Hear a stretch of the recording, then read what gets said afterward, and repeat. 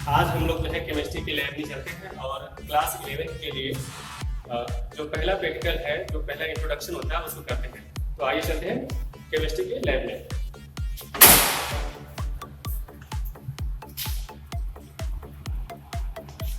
ये है हमारी केमिस्ट्री की लैब और यहाँ पर देखिए सारे केमिकल जो है सजे हुए हैं और आपको हर चीज जो आपको केमिस्ट्री लैब में चाहिए आपको सब कुछ उपलब्ध है। यहाँ पर देखिए सब कुछ केमिकल आपको मिल रहा है और हर चीज आपको करके दिखाया जाएगा। आइए देखते हैं हमारे जो है स्टोर में क्या क्या चीजें पड़ी हुई है। ये पूरा रिच स्टोर है। यहाँ पर यहाँ से देखिए ये है इनऑर्गेनिक कंपाउंड का पूरा स्टोर जिसमें पूरा आपका मेडिकल सिस्टमेटिक है। इसके बाद हम लोग आते हैं देखते हैं अब ऑर्गेनिक का। ये हमारा जो है कुछ चीज़ें हैं। इसके बाद यहाँ पर देखेंगे बहुत सारे और रिएजेंट हैं जो कि रेयर यूज होते हैं, तो इसको यहाँ रखा गया है। और इसके बाद हम लोग आते हैं दूसरा रेयर रिएजेंट देखने के लिए। तो हम लोगों को यहाँ पर दिखेगा ये दूसरा सेट है जहाँ पर रेयर जो है यूज होने वाले रिएजेंट हैं। तो आइए हम लोग और देखते हैं।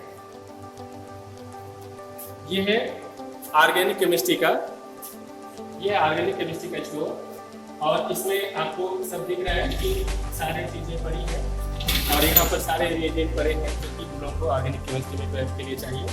और ये सारे इंस्ट्रूमेंट हैं, यहाँ नीचे बहुत और सारे इंस्ट्रूमेंट हैं। आपको सब कुछ हर स्टूडेंट के लिए एक एक करके जो है कराया जाता है। ठीक है, तो हम लोग शुरू करते हैं आज का इंट्रोडक्शन। तो आइए हम लोग चलते हैं। यहाँ पर देखिए हम लोगों के ये आपका जो है ब्यूरेट स्टैंड है और आगे हम लोग आते हैं ये आपका जो है केमिकल बैलेंस है। इसमें हम लोग केमिकल को होते हैं, एक एक करके इंट्रोडक्शन लेते हैं। आइए पहले छोटे इंस्ट्रूमेंट से हम लोग शुरुआत करते हैं। इधर आइए देखिए यहाँ पर बहुत सारे इंस्ट्रूमेंट पड़े हुए हैं। तो सबसे पहले शुरुआत हम लोग करते हैं कि ये जो है बीकर है, ये जो है बीकर और इसमें जो है देखते हैं कितना ml जो है हम लोग केमिकल ले सकते हैं। 250 ml लिखा हुआ है, तो इसमें जो है 250 ml जो है हम लोग केमिकल ले सकते हैं। इसमें मेजरमेंट के लिए लिखा है 200 ml। तो ये है बीकर जिसमें हम लोग जो है 200 ml तक का मेजरमेंट करके प्रयोग कर सकते हैं। हाँ, इसमें एक चीज़ और है कि इसका नाम बीकर क्यों पड़ा, क्योंकि यहाँ पर एक बीक यानी चोंच जैसी संरचना दिख रही है जिसके कारण इसका नाम क्या है, बीकर पड़ा हुआ है। इसके बाद हम लोग दूसरा लेते हैं इंस्ट्रूमेंट। ये आपका दूसरा इंस्ट्रूमेंट है जिसको हम लोग कहते हैं कोनिकल फ्लास्क। कोनिकल फ्लास्क है, इसमें कुछ मेजरमेंट के लिए यहाँ पर आपको दिख रहा होगा 50 ml, 100 ml और 150 ml, 200 ml और 250 ml। तो मैक्सिमम 250 ml मेजरमेंट करने के लिए इसमें आपको साइन मिलेगा, चिन्ह मिलेगा।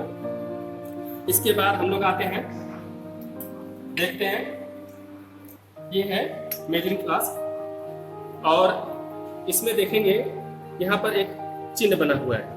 थोड़ा सा इसको जूम करिए, यहाँ पर दिखेगा कि ये जो है चिन्ह बना हुआ है। तो यहाँ पर हम लोग जब यहाँ तक कोई केमिकल भरते हैं तो वो जो होता है 250 ml होता है।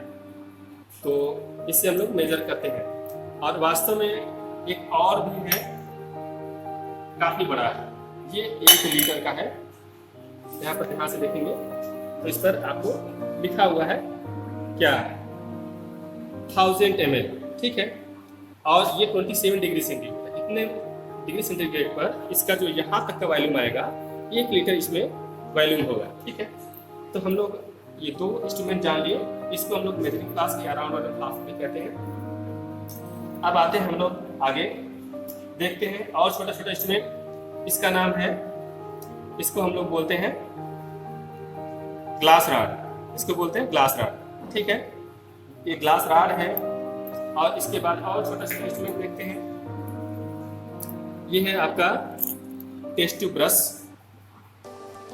यहाँ से हम लोग पकड़ते हैं और लेते हैं टेस्ट ट्यूब।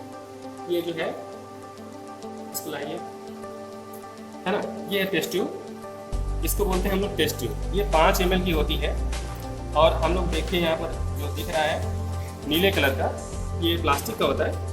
ये जो है टेस्ट ट्यूब स्टैंड है, इसमें दो तरह से टेस्ट ट्यूब रखी जाती है। एक तो केमिकल वर्क करके इस तरह से, और दूसरा जब हम लोग इसको धुल लेते हैं तो इसको हम लोग जो है ऐसे उल्टा करके रखते हैं, ताकि इसमें जो भी लिक्विड है, पानी है, कुछ भी है, वो नीचे चला जाए। ठीक है, अब इसको साफ करने के लिए हम लोग इस तरह से इसको डाल करके साफ करते हैं, पानी डाल करके, तब इसको सफाई करते हैं और टेस्ट ट्यूब को साफ करते हैं। ठीक है, अब इन चीज़ों का हमारा जो है इंट्रोडक्शन हो गया, तो अब हम लोग देखते हैं ये है टेस्ट ट्यूब होल्डर, इसको बोलते हैं टेस्ट ट्यूब होल्डर। अब कैसे इसका इस्तेमाल करते हैं, देखिए यहाँ पर इसको पीछे करते हैं तो इसको जो है ये मुंह खुल जाता है। इसके बाद हम लोग क्या करते हैं, इसको ऐसे ऐसे इसको बंद करते हैं और ये क्या होता है, टाइट हो जाता है। बहुत ज़्यादा दबाना नहीं है, यहाँ पर नेक है, टेस्ट ट्यूब का नेक है, ये क्या करता है, उसको ऊपर नहीं जाने देगा, बिल्कुल रोक लेगा। ठीक है, तो बहुत ज़्यादा टाइट करने की जरूरत नहीं है। तो ये है हमारा लोहे वाला जो है, इसको हम लोग बोलते हैं टेस्ट ट्यूब होल्डर। इसको पकड़िए जरा। ठीक है, अब हम लोग आते हैं इन सब के बाद एक नया इंस्ट्रूमेंट लेते हैं, ये है ये ऑपरेटस, इसको बोलते हैं मेजरिंग सिलेंडर। मेजरिंग सिलेंडर जो है ये 250 ml का है। देखिए इसमें सब मापन लिखा हुआ है और इसका टेम्परेचर लिखा हुआ है यहाँ पर 20 डिग्री सेंटीग्रेड, यानी कि यहाँ तक अगर हम कोई भी लिक्विड भरते हैं तो ये 20 डिग्री सेंटीग्रेड पर 250 ml होगा। ठीक है, तो ये है मेजरिंग सिलेंडर। अब इसके बाद हम आते हैं एक नया ऑपरेटस लेकर के, ये है क्रूसिबल। ये इसका नाम है क्रूसिबल। इसको देखें, इसमें हम लोग जो है कोई भी चीज़ बहुत ज़्यादा टेम्परेचर तक गर्म कर सकते हैं। इसका मेल्टिंग पॉइंट 3000 डिग्री सेंटीग्रेड से भी ज़्यादा होता है, इसलिए ये जो है जो भी लोहा है, चांदी, सोना, सबको गला करके अपने अंदर समाहित कर सकता है और सब कुछ गल जाएगा, पर ये नहीं गलता है, इसलिए हम लोग इसमें कोई पीछे से गला सकते हैं, बहुत ज़्यादा हीट करके। अच्छा, ये सारा चीज़ें हो गई। एक और इंस्ट्रूमेंट है, इसको देखिए, ये है स्पीड लैब। इसमें हम लोग स्पीड भरते हैं और जब हम लोग एक्सपेरिमेंट करते हैं तो हमारी ज़रूरत के अनुसार इसको हम लोग क्या कर सकते हैं, इससे हम लोग उस टेस्ट ट्यूब को या उस ऑपरेटर्स को गर्म कर सकते हैं, टेम्परेचर बढ़ा सकते हैं उसका, और मेजर भी कर सकते हैं दूसरे अपने इंस्ट्रूमेंट से, और पता चल सकता है कि उसका टेम्परेचर कितना है। ये हमारा सिर्फ स्पीड लैब है, जिससे गर्म करने का काम किया जाता है। अब आइए हम लोग आगे देखते हैं, थोड़ा सा इधर आइए। ये है जो यहाँ पर लगा हुआ है शीशे वाला, इसका नाम है ब्यूरेक, और इस पर आपको दिख रहा होगा यहाँ पर लिखा है कितना, 50 ml और 27 डिग्री सेंटीग्रेड, यानी कि रूम का टेम्परेचर कितना होना चाहिए, 27 डिग्री सेंटीग्रेड, और यहाँ तक अगर इसको भरते हैं तो कितना होगा, 50 ml होगा।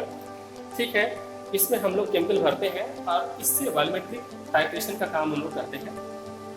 और इसमें जब हम लोग केमिकल भरते हैं तो यहाँ से हम लोग ये नॉब है, नॉब को खोलते हैं, है ना, नॉब को खोलते हैं। जब नॉब खोलें तो यहाँ से केमिकल गिरेगा, और ये यहाँ से पता लगता है कि हमने एक्सपेरिमेंट में कितना जो है केमिकल खर्च कर दिया। ठीक है, अब इसके बाद हम देखते हैं, ये जो हमारा सफेद सा दिख रहा है, पूरा इतना बड़ा सफेद सा जो दिख रहा है आपको, ये क्या है, ये प्यूरिट स्टैंड है पूरा, और ये जो बड़ा सा दिख रहा है, वास्तव में हम लोग इसको दबा करके इसको निकाल सकते हैं इस तरह से, और फिर इसको दबा करके इसको पीछे करके अब इसको ऐसे ये लगा सकते हैं। तो इस तरह से ये जो है इसको बोलते हैं क्लिप। क्लिप में हम लोग इसको पिरियड में फंसाते हैं और इसके बाद इस पिरियड को अपने आवश्यकता के अनुसार जैसा कहा जाता है सेट करते हैं। तो ये हो गया हमारा इंस्ट्रूमेंट का इंट्रोडक्शन। अब हम लोग और कुछ चीज़ों को देख लेते हैं। इसका नाम कीप है। इससे हम लोग जो है, जैसे अगर इसी में अगर हमको भरना हुआ लिक्विड जो है तो हम लोग इसके थ्रू भरते हैं। अगर कोई केमिकल भी हमको जो खतरनाक है, हो सकता है कि हमारे ऊपर गिर जाए तो हमारे लिए काफ़ी नुकसानदायक हो, तो इसके थ्रू हम लोग भरते हैं। तो ये हो गया हमारा कि इसके बाद हम लोग देखते हैं यहाँ पर कुछ और चीज़ें पड़ी हैं। इसको वाटर बाथ बोलते हैं, और इससे हम लोग जो है कोई भी जब एक्सपेरिमेंट कर लेते हैं तो ग्लास रॉड हुआ या फिर और जो हमारी टेस्ट ट्यूब है उसको खुलने के लिए बहुत सावधानी से हम लोग इसका इस्तेमाल करते हैं। इसमें डिस्टिल वाटर भरा होता है। तो ये हो गया। अच्छा, अब एक और चीज़ बची है जो बहुत ही इम्पोर्टेंट है उसका इंक्लूड करना बता रहे हैं। तो आइए हम लोग चलते हैं यहाँ पर और देखते हैं कि है हमारा केमिकल बैलेंस।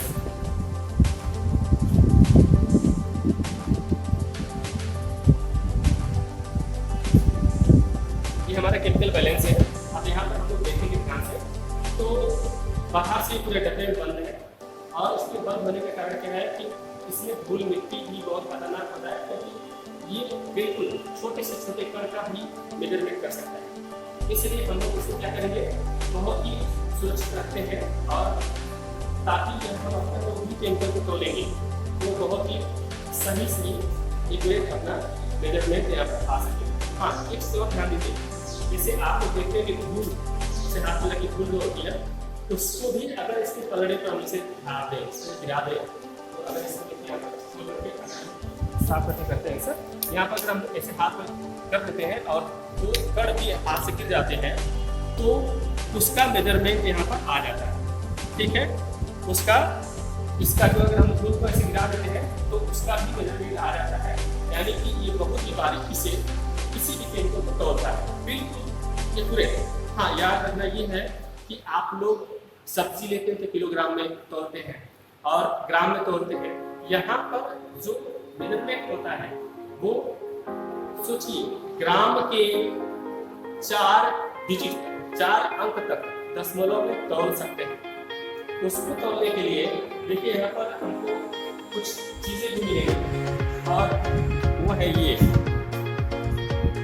इसको देखेंगे तो इसको हम खोल सकते हैं। यहाँ से खोलेंगे, ये ढक्कन है और ये जो है पूरा मिला करके बोला जाता है क्या, इसको बोलते हैं तोलन नली, इसको वेंग ट्यूब इंग्लिश से बोलते हैं, इसको बोलते हैं तोलन नली।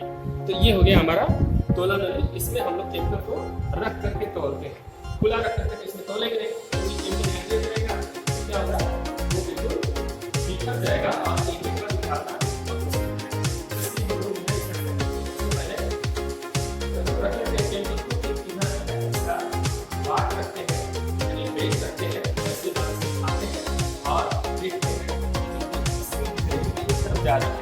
है ना।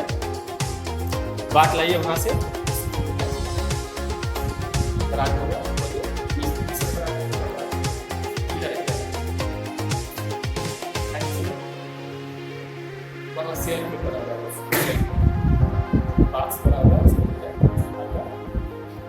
नीचे नीचे नीचे बीच वाले और इसमें देखिए है नीले रंग का पूरा या फिर लकड़ी का पूरा ग्लास आ जाएगा। अब उसको हम लोग दूसरे वाले में कलर करेंगे।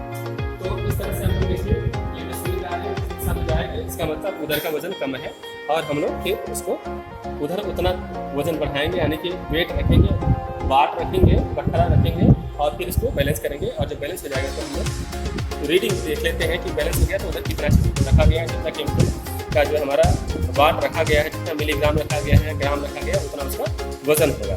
ठीक है, ये हो गया पूरा इंट्रो आपके इस पूरे केमिस्ट्री में जो इंस्ट्रूमेंट होते हैं यूज होते हैं उसका। तो 8th क्लास में पूरे जो केमिस्ट्री के लैब का इंट्रोडक्शन करना था इंस्ट्रूमेंट का ये पूरा हो गया।